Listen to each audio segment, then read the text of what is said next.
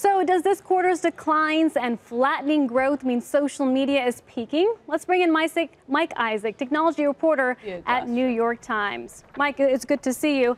I want to start with Snap's dismal report. It follows similar trends at Facebook and Twitter, which does raise the question as to whether social media has reached a saturation point. Your thoughts? I think there's a few things on Snap in particular. For one, Evan Spiegel went to China to sort of look at how people use social media over there I guess last year. And he had this great vision for a new redesign to get people outside of just millennials to start using the app. And frankly, it just didn't work right away. And I think also there's an issue with comparing social media apps to Facebook, which has this sort of enormous growth. Snap, just by design, is a more niche product. It's harder to use. It's, sort of intuitive, non-intuitive controls, and I think it's just going to grow a lot slower than other companies that we've been used to in the past. I mean, this is the first time Snap, since going public, has reported a decline in users. It seems like it's too soon for a young company like Snap to start seeing a slowdown. Is this a cause for concern?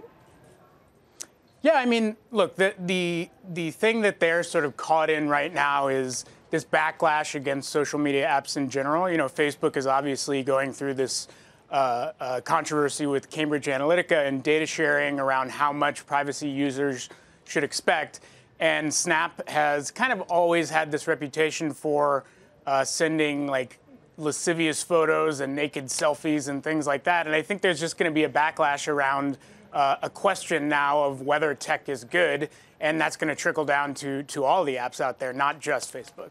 Look, at some point, Mike, we're going to run out of people to subscribe to these social media platforms. Have we identified who hasn't signed up yet? How far do we have to go? Tyler's not in there. Okay, and big markets like India and China. Actually, I'm on Instagram. Okay, but how will we know when we've hit social media peak if we're not already there?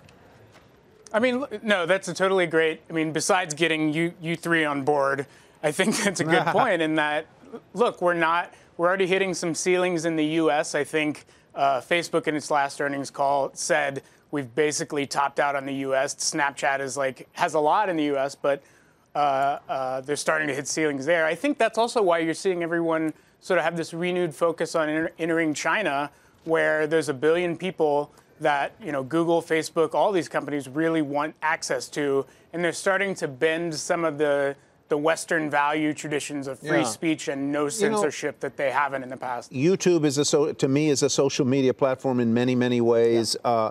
I wonder whether the issue here is less to do with the field of social media writ large and more with the largest companies in social media, that maybe they are peaking out and tastes are changing, and the social media user is waiting for the next big thing that may come out of California, or it may come out of Paris, or it may come out of Beijing. Who knows? See MySpace. Yeah. That's totally right. There was a movie I saw the other day called 8th Grade that focuses on kids in 8th grade, and one of the best lines was, "Nobody uses Facebook anymore. It's all Instagram or Snapchat or something else." So that's possible. Yeah.